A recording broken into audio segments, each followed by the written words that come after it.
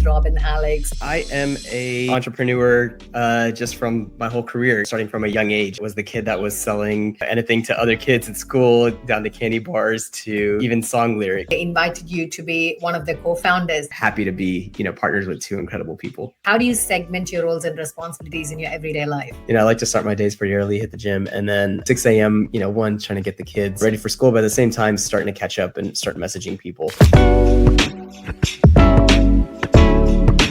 Welcome, Robin. Hey, thank you for having me.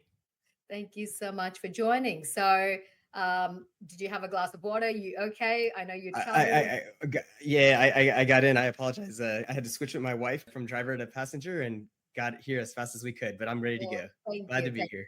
We appreciate you. Thanks for joining in today. So for people who don't know HighLevel, who don't know who is Robin Alex, can you please give us a brief introduction? Yeah. So I am just an entrepreneur just from my whole career, starting from a young age. And so I was the kid that was selling, anything to other kids at school, down to candy bars to, even song lyrics. I would find anything that I could sell.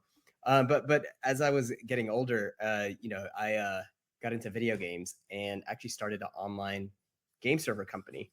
And at that time, my parents, being the Indian parents, and Priya, you mentioned, going to Ornam, I'm South Indian. And so, my parents were wanting to celebrate that as well. But they were very much so the type, you need to be an engineer, you need to be a doctor, you need to be, something professional. Having an online company is not the right way to go. And I was making decent money as a college kid at that time. And I decided to just sell the company to a competitor.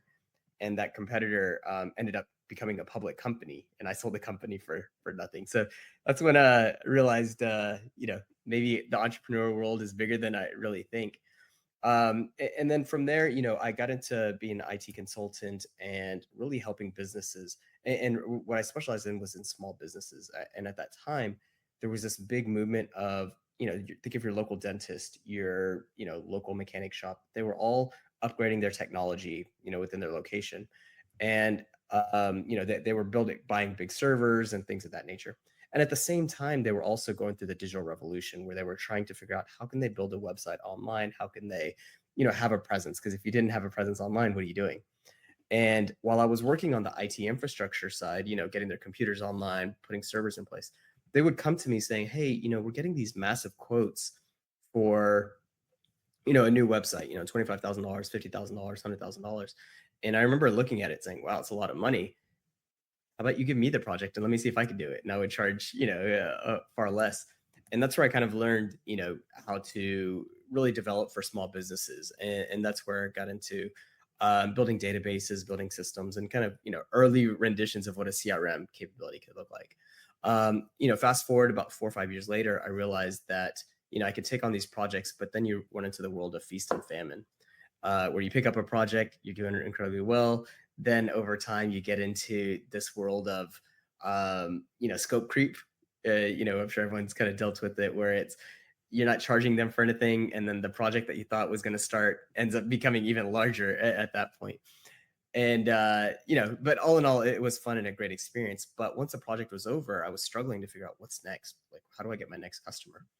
And then at that point, I made the decision to saying, how can I help businesses actually grow? How can I get to the top of the revenue line? And that's where I, started talking to a lot of businesses and figuring out where their struggles were. And that's where they were really focused on, they didn't have a lot of inbound traffic, not a lot of leads. They weren't really communicating with their customers and things of that nature.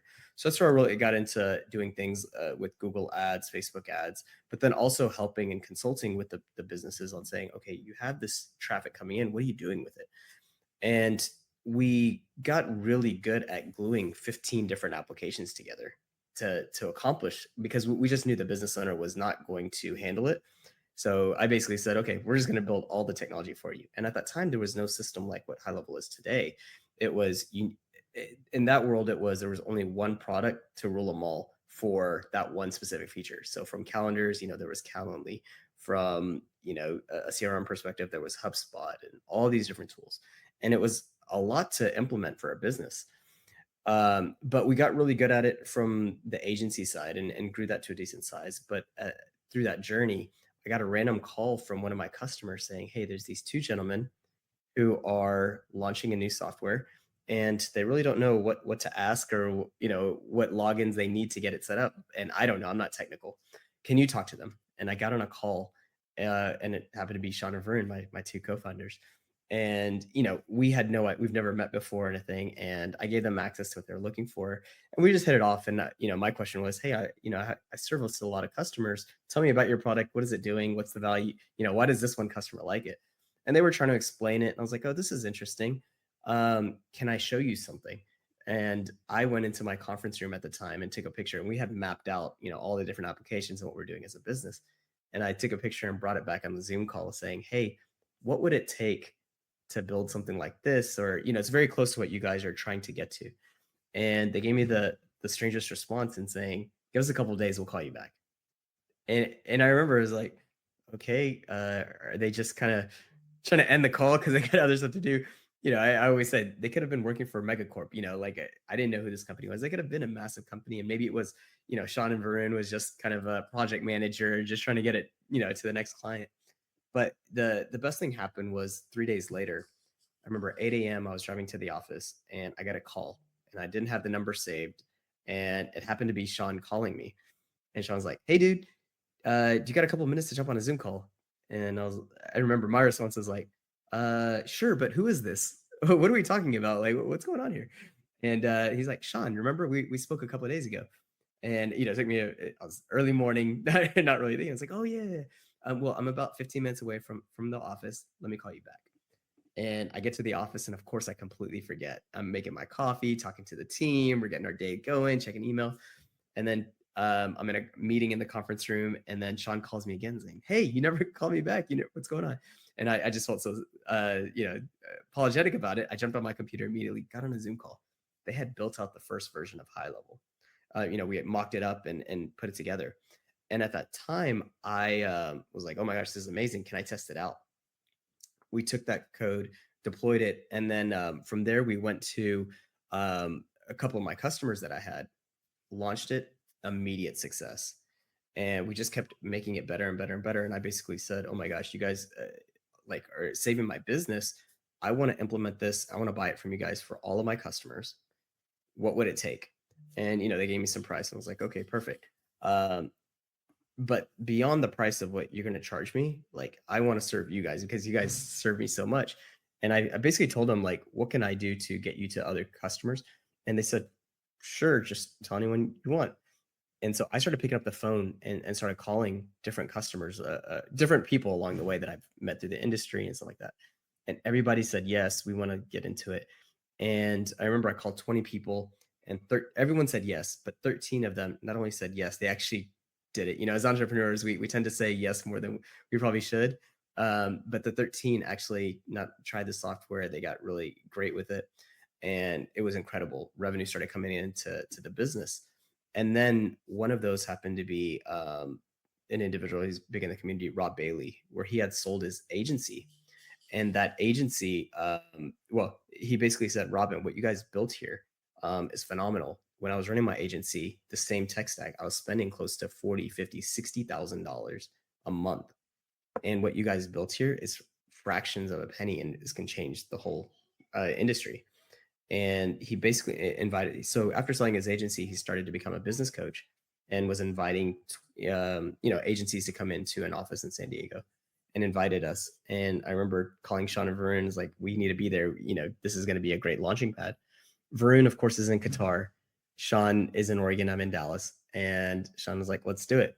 So Sean and I fly to San Diego, and literally on the flight there, I create a landing page. There was no website or anything at that time.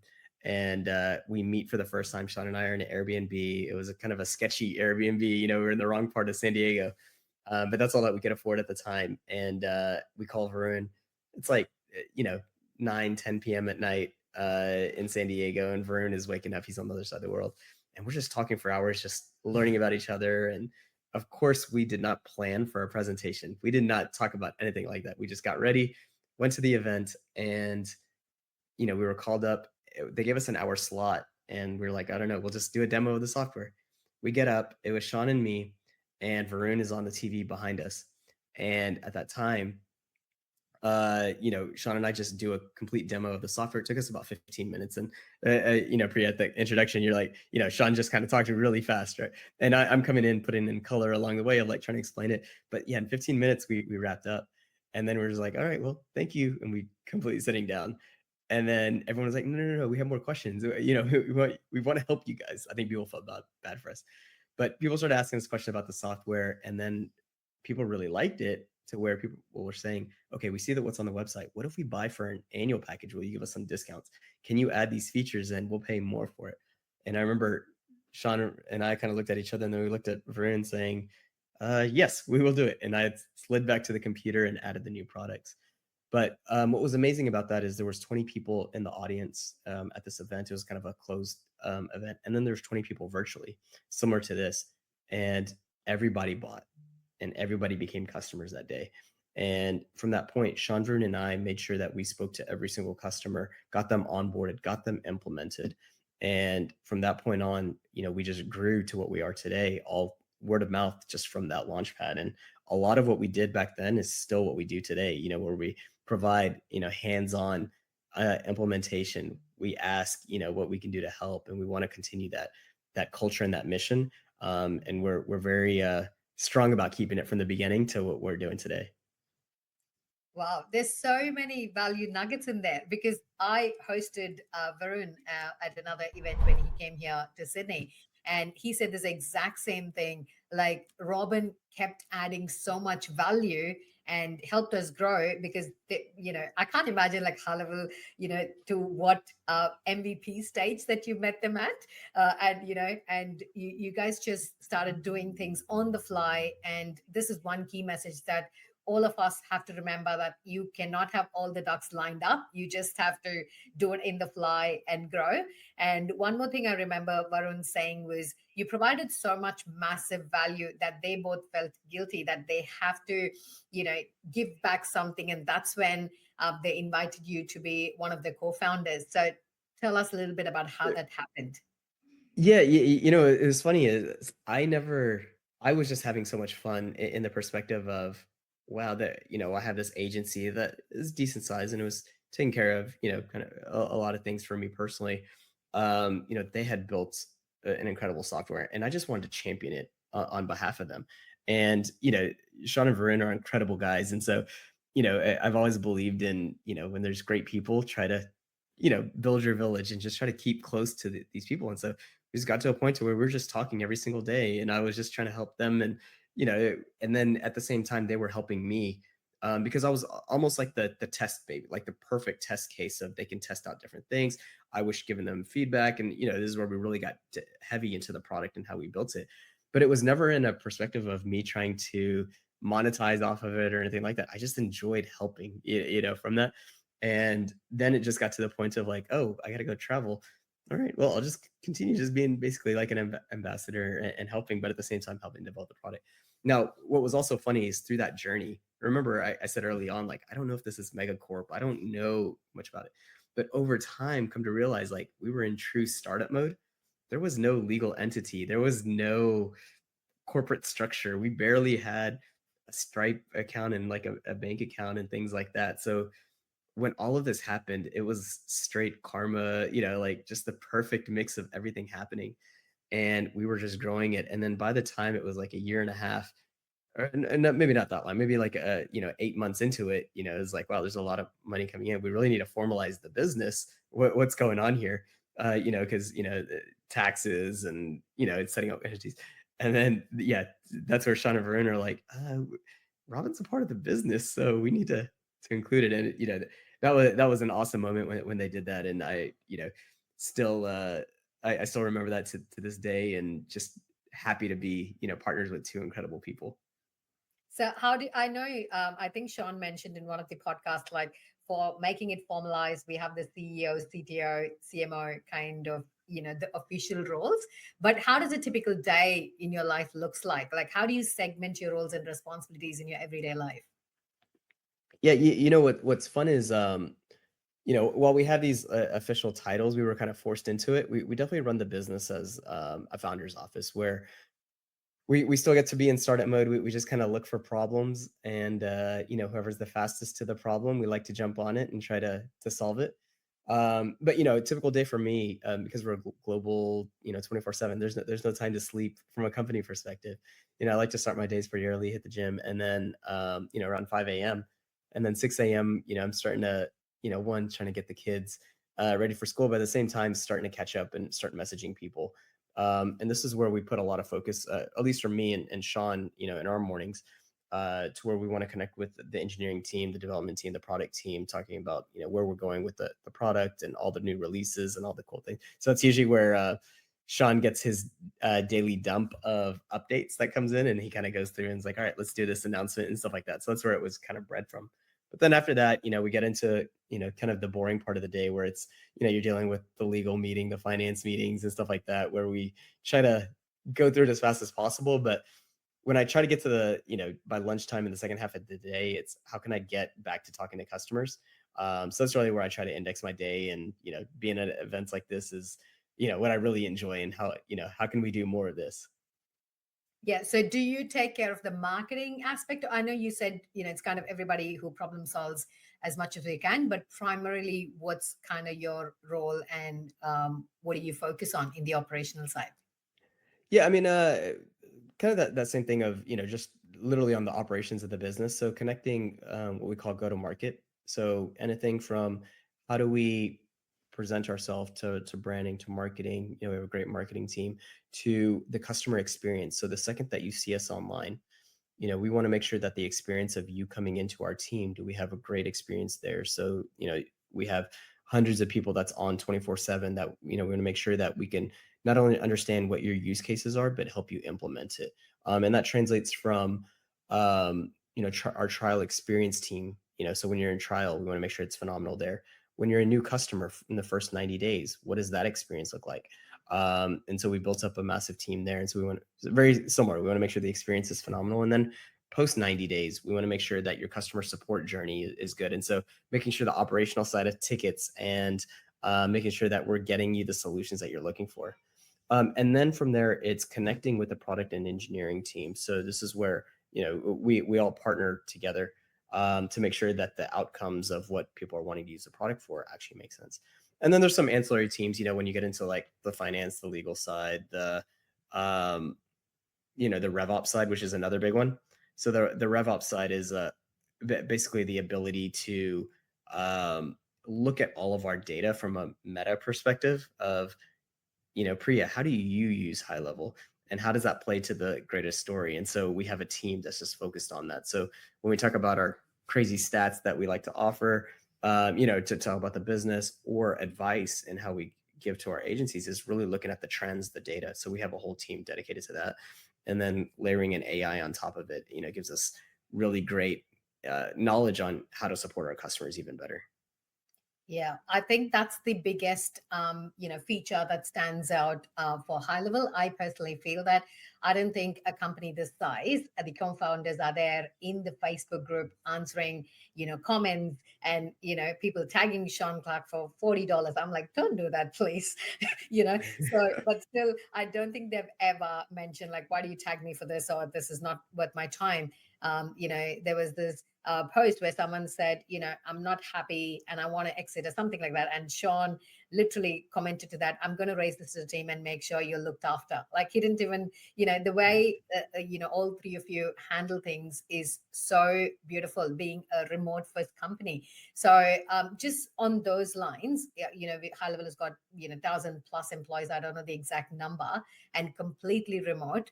And I'm sure you'd have had so many challenges along the way. So, is there one challenge that really sticks out to say, oh, Priya, that was a nightmare, and that's how we navigated that challenge?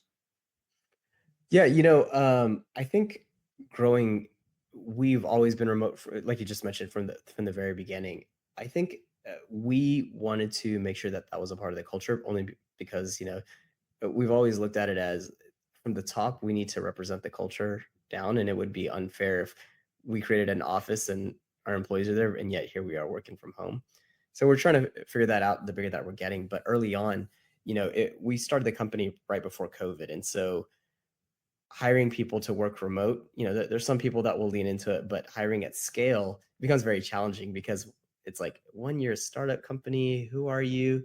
Um, to a certain point, people are getting paychecks from our personal addresses.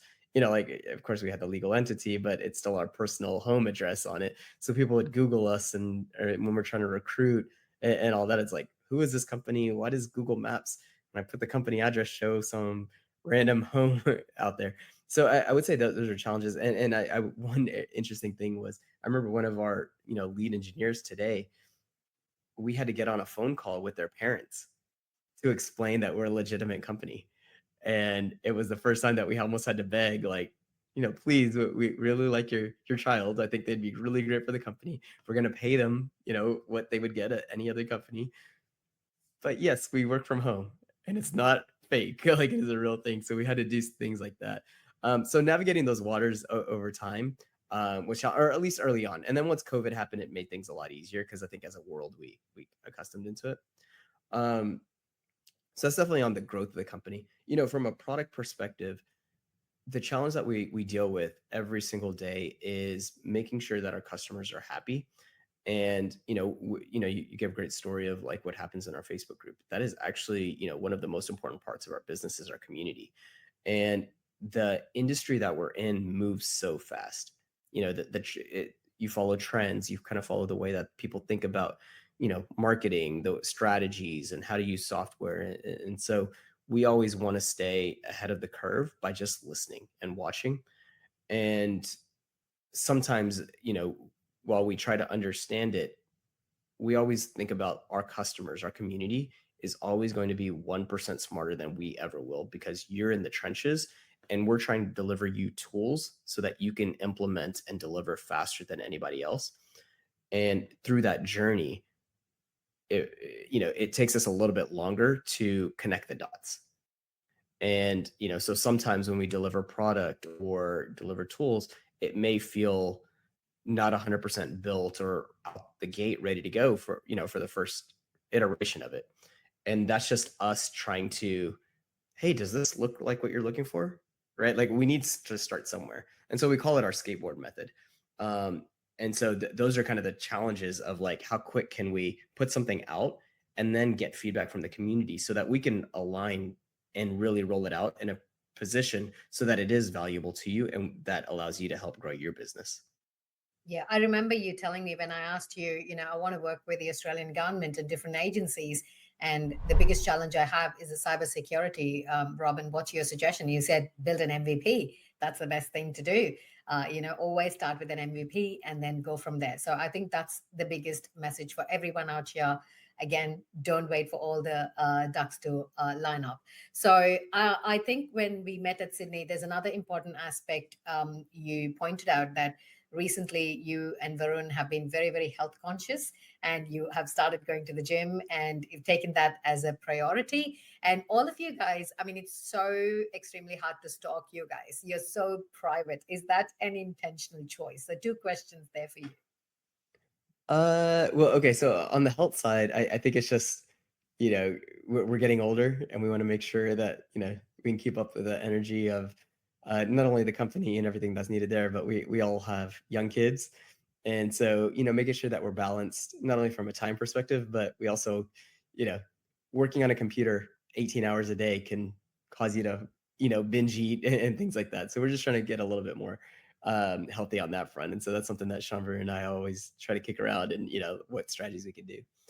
On the other question, what was the other question again? I'm sorry. So incredibly painful to stalk you guys, very Oh, private. I don't know that we're intentionally private. I think it's just more in the sense of all that we do is eat, sleep, and think about the business, and so we really don't have time to post or be social about the other stuff. We kind of let our wives handle that. Yeah, yeah. Okay. And also, when someone asked in the Q&A section, how do you match your shoes and who chooses them? They said, always it's Robin that chooses the shoes.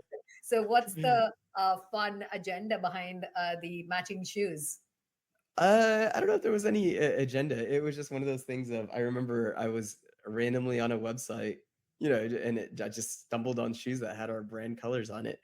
And I was like, "Oh, this would be cool to wear." And I bought it. And then Shaun and Varun were like, "Oh, where's ours? We want the same ones." So we ended up buying it. And yeah, at our first event, post COVID, our first summit, we ended up wearing it on stage. And we didn't think anyone would notice. It was just more for us three walking on stage of, it's our brand. This is our first time in the limelight of in front of an audience. We'd never spoken on stage. We've never done anything like that. So we were wearing it. And then after we got off the stage, everyone was commenting on the shoes of like how cool it is. It's our brand colors. And so from that point on, we just kind of made it a thing. And so every summit, we try to find kind of a new shoe or something like that.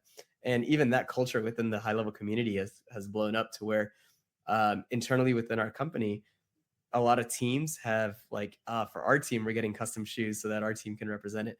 And then within the community, I know other people are, creating custom HighLevel shoes and creating it for their teams and stuff like that. So it's been a fun journey. And I think over the next, one of the next summits, we're going to have kind of a big launch of like actual HighLevel shoes that we'll have ready for people. Oh, that's amazing. So I was joking, like, I don't think any company in the world has made, three middle-aged men stand on stage with brands matching merches look so sexy and attractive. And that's really, really fun. I mean, say it with lots of love and respect. So I really loved it, and it was a brilliant, brilliant marketing. So another thing that I want to highlight, as we know, we have taken over the market share from HubSpot, according to the market trends, and you always say we are the fastest growing company in the world, and we move fast. So how does that? What was one thing that you think, other than listening to the customers? I think that was the key thing. But any particular decision or any particular direction that you have taken from a management's perspective that's helped you move so quicker, faster, and take over the market share like this? Because this is not an easy job.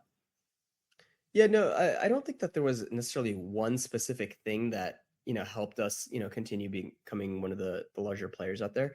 I think it was kind of the culmination of just not only the decisions that we make, listening to our customers, but, making decisions on how do we become, very cost efficient. From the very beginning, we decided that we don't want a sales team. Because if you look at every large company, post billion dollar company, they're actually very unprofitable. And if you look at where they spend their money, it's to sales and marketing and really to the sales team. And you're trying to incentivize them with more and more commissions and, trying to push the product. And over time, there's no way to become a true profitable company. So we just said from the beginning, how do we do this? How do we build this business from being profitable? How do we do it in a way that we're always going to listen to our customers? And how do we build the engineering team in a way that we can be extremely agile so that when we get feedback from customers or when we get updates, you know, like I mentioned, we're always building product and we're always adding on to it because our customers are 1% smarter. We need to consciously remember that. And so when there's a new use case or a new application to use our software and our software is not built for it, we need to be ready to implement it because we are also representing the tools that's going to help you run your business to helping businesses downstream, right? And so we know that there's a big burden on our shoulders to make sure that we deliver so that you're successful. Your livelihood matters. Your customers' livelihoods matter.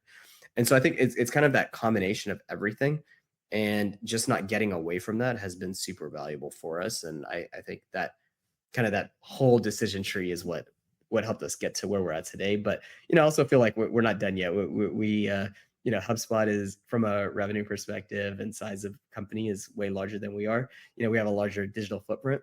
So we have a long way to go. And kind of the thing that I've been thinking about is, I don't want to be the leader in the market or the first market. I just want to dominate the market. And so we can't do that without all of our customers and the support that we get and the community. And so that's what we're going to continue doubling down on. Sure. So, because I mean, we are primarily based in Australia, and I think now you've got the international team doing market research with Australian agency owners. So, I did jump on a call with one of the managers and shared my feedback on how we can grow. So, after the SaaSpreneur Sydney Summit, from the HighLevel management team, are there any decisions in terms of Australian footprint or any things that you can share? Because I love some sneaky first dibs in our event. So, is there anything that you can share? In specific to the Australian market. Australian market, correct? Yeah, one of the biggest things, you mentioned about security. So we're rolling out a lot of security updates. That's going to be a big thing. I'd say one of the other things that's going to really help in the Australian market, we're really trying to target Summit, and there's a possibility we might not make it, but it'll be there shortly after. Is the ability to we're going to bring in other providers under the Lead Connector brand, so that you can get cheaper phone number rates, and the cost of text messaging and stuff will continue to go cheaper. But I think the bigger message, and really what we're trying to put out there, is really the transformation of AI, and how that leveraging AI doesn't need to be a completely new function for businesses, even from a geography perspective. It should take everything that you're doing today and just, almost like just sit on top of what you're doing to make your life even easier. So that's really what the theme of this year's summit is going to be around. And so in some cases, you're going to see some stuff directly for the Australian market or the international market, and so you'll see some of those things. So we're not getting away from it, but I think overall, it's how do we put AI on top of all those things to really help at everything that you're doing. Yeah, I think AI is huge. And I think that's the main reason we are able to scale quickly. With Australia, I think we are a very skeptical market. We are a whole different beast. You would have seen the difference in the demographic. And I'm glad you're doing this market research to understand from agency owners what are their pain points so you can address it. So Varun was also keen because he kind of got the message very straight that Australians love to do business with Australians, right? So when people ask, "Oh, is it an American company?" and anything in USD is a big no-no. That's the first challenge or objection we will get. So, to representing all the agency owners and customers in Australia, we would kindly request, if there's an option, in the ideas map to roll out Australian pricing for Australian business owners, maybe with a .com.au domain, however, logistically you can implement it, that would be a massive, massive win. Yeah, and lucky for you, that's actually in the works. So we're going to be rolling out in a couple of different markets. We want to test it out and make sure that it's working the way that we want. But very soon, it's one of those things, like by 2026, we want to have it in launched and ready to go. So that's definitely on the map. I mentioned we have this team. We call it our RevOps team, and it's really looking at all of our data and the AI on top of it. And Australia is one of our strongest markets, and so it's how do we continue to double down? And what we're actually paying attention to is, as Australian agencies and Australian SaaSpreneurs are getting into our platform, who do you serve? And what we're finding is that there are a lot more so what our original hypothesis is that there's a lot of Australian agencies that are representing other businesses in other countries, but what we're actually finding is that it's kind of the inverse. That, to your point, Aussies love working with other Aussies, and so the growth there has been skyrocketing, and so that's really fun to see. And so we're paying attention to what are those features, what are those nuanced language barriers or monetary the localization changes that we need to make so that it makes sense for your market, because we want to make sure that not only can you give it out to the businesses, but the businesses are being successful there as well. So we're going to start doing more user groups and more facilities to be able to support that. Thank you. Thank you. I think all the Aussies will be screaming, I. You know how we screamed at the summit? When Yep. they hear this, I will make sure to share this message with all the Aussie agency owners here. So I think for people who are aspiring to be a billion-dollar company or multi-million-dollar company, in the current landscape, because the world is changing so quickly, what would be your piece of advice? What would be your thing for people who are struggling with self-doubt, struggling to keep the doors open, because it is a struggling market, especially in the Australian context? The housing crisis, the interest rates and cost of living is just through the roof. So from that perspective, I know you can understand. So generally, what would be your piece of advice for those entrepreneurs to give them that little bit of motivation and inspiration? Yeah, I'll tell you, when I've had the biggest growth in business, it's always when I never like I had to turn off my mind thinking of about me and my personal situation and my personal struggles. It was always when I went genuinely out to one of my customers or a new customer and just made sure that I am like promised or delivered whatever I promised. And if, at that point it was like, I need to help your business grow and I want you to be a fan for life.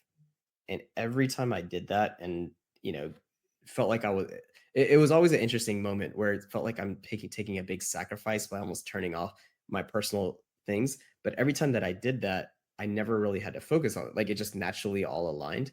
But just the fact that I was always helping my customer and getting them to the finish line of success and just making sure that they were happy, that always turned tenfold for me because that person would always rave about me. They're telling their friends, they're connecting me to other people, and then the business would flourish. And every time that I would get away from that mentality is where I would always feel the business slowing down. And so it's these small little things where, it may feel tough in the moment, but if you just kind of keep your head down and just do what you're, destined to do in the world, things will start flourishing for you very quickly.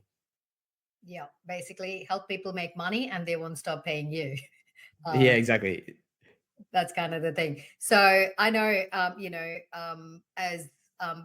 as an immigrant, or you might be born in US, I don't know, but I think when you have these different culture, parents, first generation and second generation migrants have these unique challenges and identity crisis, and most Indian parents, I can only speak for them because I know, try to force their unfulfilled desires on kids. But you were one of the lucky kid, I say, that you were an entrepreneur, at a very, very early age. So, hypothetical question: if you are not doing what you're doing today, and what would you be doing otherwise? What are your other career choices? To the point of, my parents, they would always want me to just have a stable career, just working for, just working for another company, which, I don't have any qualms about, but I do get bored very, very quickly. And I also have a very much an A-type personality where I have to just let me do it or let me help, to get it done. So whatever it would be, it would always just be how can I help other people make money or grow their business. And I've always been inclined from the tech side. So it would have been something along those lines, whether it's IT, continuing to do IT consulting, or even, in today's world, because I love problem solving, I would try to figure out how to get into the AI engineering industry. What's interesting is with the way the world is working, there's no longer a requirement for everyone who's hiring for AI engineering to have like a college degree or expertise because it just doesn't exist. The revolution, I mean, while AI has been around for, probably 5, 7 years, it's really taken off over the past 12 months. And, through that, there's not a lot of education that people can learn through traditional school. So, if you or your kids are really interested into it, becoming an AI engineer is actually a very strong role. And it's a combination of being able to write really well, to be thoughtful in your messaging, writing prompts, but then also being very strong at problem solving. And so if those are two strong skills that you have, you'll have great opportunity in that. So, I get if it was literally today and I didn't have any other opportunities, I would try to skew into that direction. So, talking about kids, do your kids know like their dad is kind of a big deal, like he's a big man? Well, first off, I'm not a big dealer or anything like that. So I don't really think of myself in that regard. But they definitely know that I'm a part of High Level. They know highly. They my son always comments. He's like, I always see you on YouTube, and I always skip it. Right?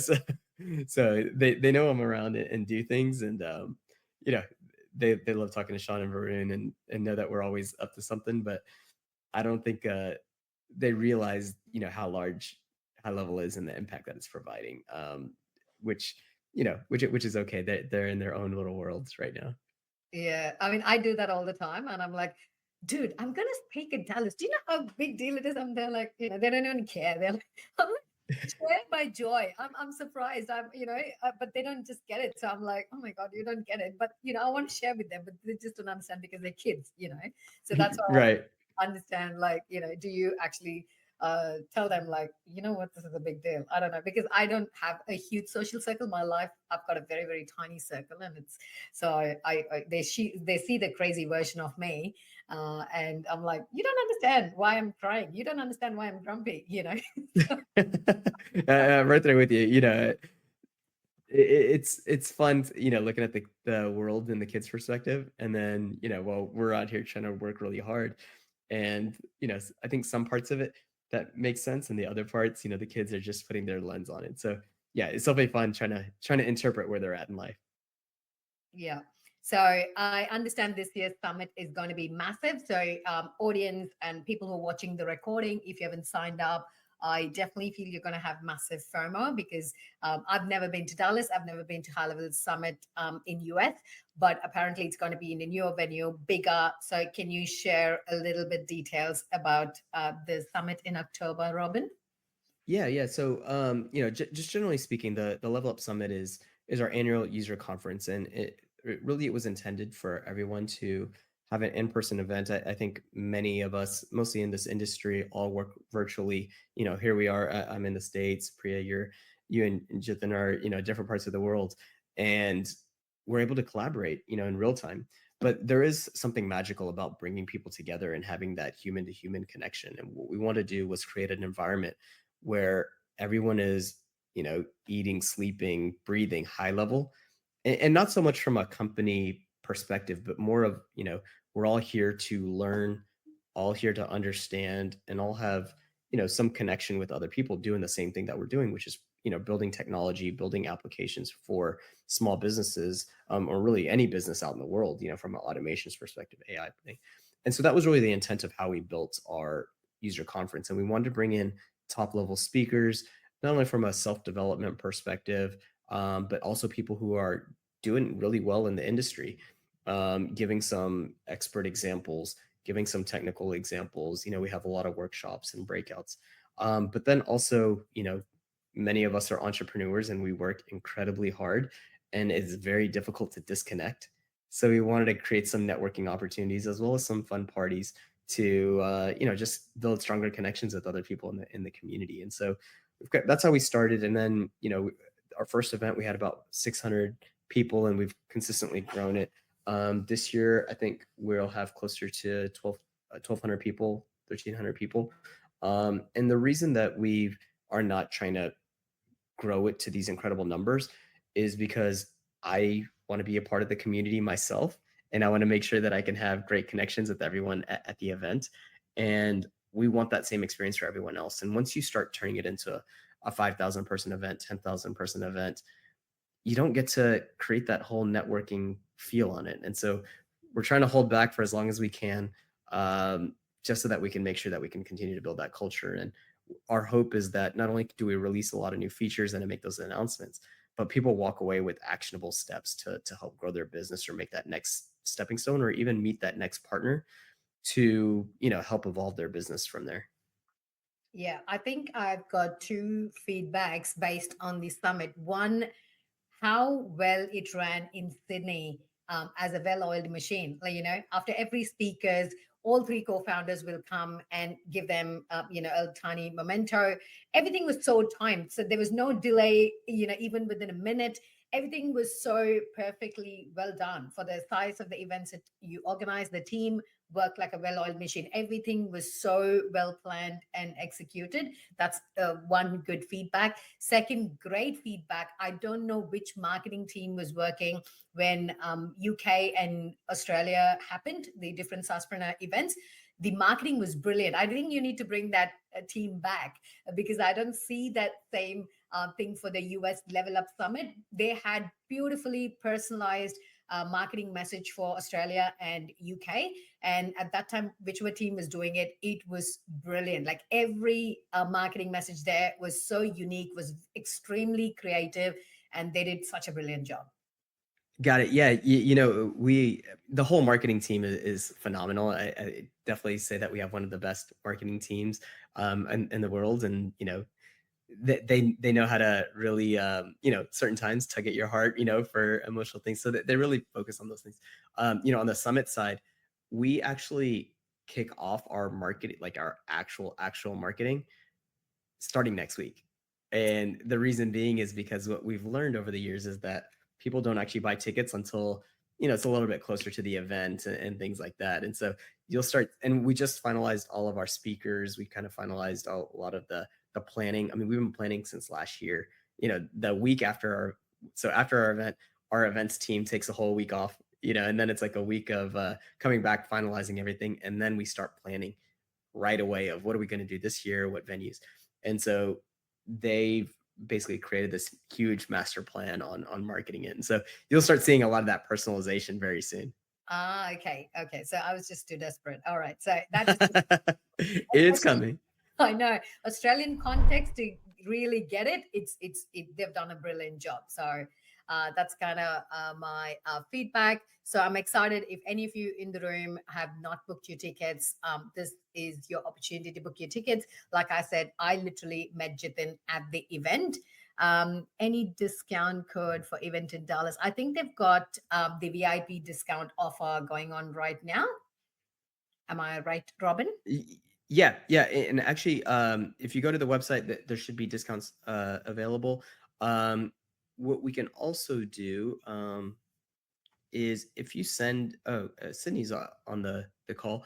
What we might be able to do is if you send an email to events@gohighlevel.com, we can respond back with what the most recent discount option is, and help you get there, because I'd love to get as many Aussies as we can, and just anyone in the world who's here at our event. Yes. So please email events@gohighlevel.com. Sydney will make sure you get a great deal out of this. And make sure to be there because it's where the connection happens. Oh, Robin, you've got a question here. Is it possible to see some of the Level Up events online for those who can't travel? Yep. So we've struggled every single year to create kind of a live experience throughout the event. The like I said, it's about the human connection and things like that. We want people to be moving around. We have a huge, community area that we have with all of our vendors and stuff like that. We do workshops in many different rooms, and so logistically, we've never been able to have like a concept of like a live virtual event. But what we do immediately after the event is over, we do offer recordings, and so we'll have all the pieces, all the content pieces recorded and packaged up. Usually it's ready about 3 to 4 weeks after the event.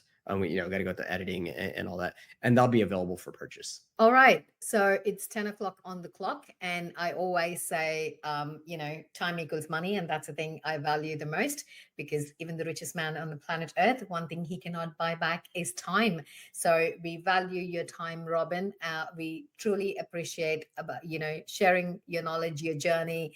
And it is inspiring to see how High Level started and where you are today. And three incredible humans in the first place. And all three of you so super humble. And that's one thing I think everybody has noticed in person and online. The only difference is the chatty one is the quietest one, and the quietest one is the chatty one.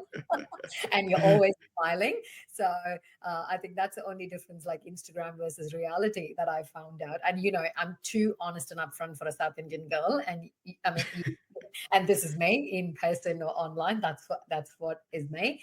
So I think I'm super grateful I found High Level in my life. It's changed my life and changed the life of my clients and people who I know. And thank you for organizing the event in Sydney, where I got to grab this man by the neck and make him partner on this project with me and do some crazy stuff. So in the past 90-day case study, which I'll be sharing in Dallas, the things we have done, like I literally have lost my voice now, the things we have done as a marathon in these 90 days, things we never thought we would do. We've really, really expanded beyond our comfort zone and done things and reached multiple hundreds of businesses here in Australia, in local and also virtually. So the impact we've created has been massive. We've grown our brand awareness, so the influence bucket has been overflowing, and income has really, really come through really, really well for us and our clients. So Thank you for building this awesome platform. Thank you for building this beautiful community. After BNI, one cult I've seen is HighLevel, where somebody badmouths HighLevel, you've got 100 people in the community literally bashing the person who spoke about it. So you've literally built a beautiful, raving, grateful community because of the impact of the tool that you've created. So I'm genuinely grateful. And Jitin, a man, a few words. Would you like to wrap up with some few words? Thank you, Robin, and thank you, Sydney, for organizing this. Again, like Priya said, it's been great listening to you, your story, and how you built and how you became part of the team and everything. That's great to hear. And again, thank you so much for making time for us today. Thank you. Thank you both for having me on. It's been incredible, and I'd love to see both of you guys, and as well as everyone else on the call in a couple of months at our summit. And we have a lot of things that's going to be great. So once again, thank you all, and we'll talk very soon. Definitely excited to meet you and others in person. JB, feel free, and others, feel free to email events@GoHighLevel.com. Grab a discount. We all love a bargain. So grab a bargain and be there, and I'll see each one of you in Dallas. Robin, have a beautiful Friday night, and thanks for joining once again.